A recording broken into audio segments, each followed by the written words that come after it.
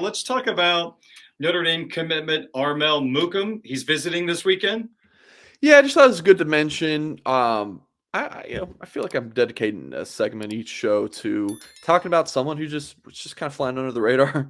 We don't talk about. Mukum was a guy who committed to Notre Dame in April and had never announced an offer from Notre Dame. Was completely out of the blue. This will be his first time getting to South Bend. He was a Stanford commit. Notre Dame offered him, and he flips on pretty much on the spot.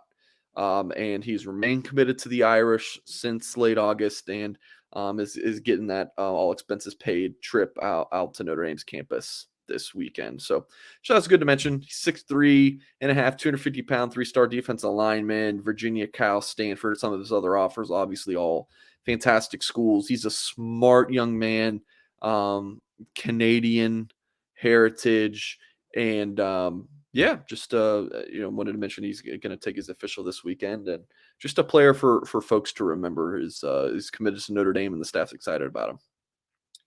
Mike, let's move along to Khalil Barnes, someone we've talked about a decent amount the last couple of weeks. I believe I saw on social media today he has picked a date to make his college choice. Yep, it will be December 16th, so the Friday before National Signing Day.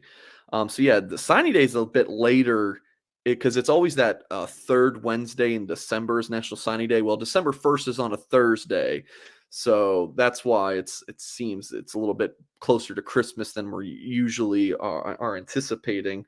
Darren, it's a final three of Clemson, Notre Dame, and Oklahoma. Notre Dame's considered the favorite right now. We'll take official to Clemson at the end of November, and then a tentative date is scheduled with Oklahoma in December, but that's that weekend he has a tentatively planned is potentially his high school state championship game weekend. So he would not take the OU visit if he's playing in that game. Notre Dame's a leader right now. He's listed as a cornerback. Notre Dame's recruiting him as a receiver. And my articles on him, I've just been calling him an athlete because he could play either position at Notre Dame. But again, the primary position has been receiver. So, yeah, Barnes took an official to Notre Dame for that Clemson game. Absolutely love the experience. Really clicks with Chancey Stuckey and Marcus Freeman. I like Notre Dame here, but I don't believe I've logged a prediction for him to land with the Irish just yet, and not in a rush to. He's got the commitment date pushed back a little bit. I want to see how things kind of shake out on this Notre Dame 2023 board before I kind of put my prediction out there. I'm wondering, just from a player perspective and maybe coaches you talk to, is the early signing period working for everybody? Is it working as it was designed? Darren, I don't know. Oh, man, that's one of those I gotta think about that a little bit. You're putting me on the spot. I don't think so. No? I don't think so. Because it just with how the recruiting calendar and what it's turned into with the coaches getting fired and coaches moving, it's just so close. If it were back in February, let kind of those dominoes fall. Because coaches transfer portal's just opening up about that time too. I like just one back in February. If the reason to put it in December is because you don't want to spend all January babysitting your commitments, boo-hoo, get over it. There's get over it, college coaches. You get paid a lot of money. You can babysit. So in a lot of January is a dead period anyway. So they can get over it. I'm glad I really asked that question now. Got good sound effects along with your answer. I like it. Okay. Next up on our list is running back Aneyas Williams from the 2024 class. Wow, that name. That's a Pro Football Hall of Fame name, the old Cardinal cornerback Aneyas Williams. But this is Aneyas Williams, the running back. Yeah, no relation. So, he's put out a top group, bunch of schools. I'm not even going to list them all because it's just a handful of powerhouse schools. But Notre Dame is considered the leader for him.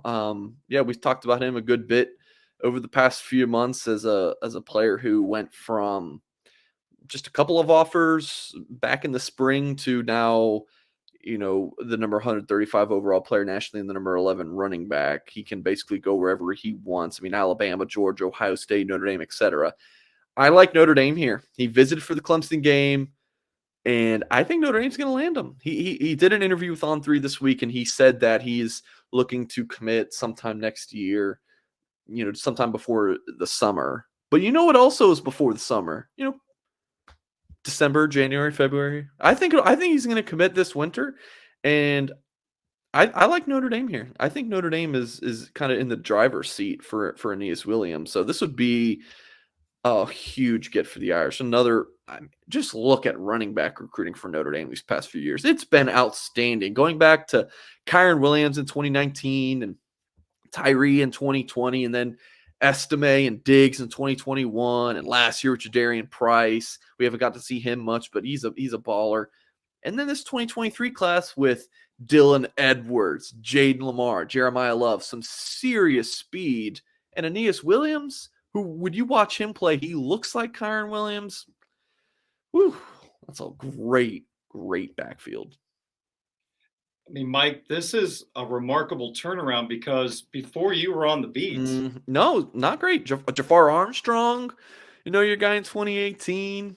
Was not great. Running back recruiting was bottom of the barrel for positions at Notre Dame, and now it feels like it's right near the top. What a remarkable turnaround. And I know, Brian Kelly made a change at running back coach, and that's kind of when the change started to come, and now it continues from McCullough. Lance Taylor gets a ton of credit for that. I know Chip Long, did a great job in Chris Tyree's recruitment, but the rebound from not landing Will Shipley in the 2021 class to then Diggs and Estime, I think that worked out. Darren. I actually asked that on Twitter. I know it's kind of hypothetical because you don't know who they would have ended up with if they'd have got Shipley, but if Diggs and Estime are a consolation prize, Shipley would have been the only back. You think so? Yeah. Yep. So Shipley it really came down to Shipley or now Diggs and Estime. And Shipley's a great player, Mike, but I'm not passing up Estime and Diggs at this point. Agreed. All right. Agreed. Oh, we're agreeing. Look at that. I'm on the same wavelength recruiting talk as Mike Singer, man. I am making it. I am ready for Hollywood now, I think. All right, well, this is going to be our last show. You're about to take my job, Darren, so this has been a good ride. You have absolutely nothing to worry about. First off, you have a better background than I do, so you win right there. True. It's true.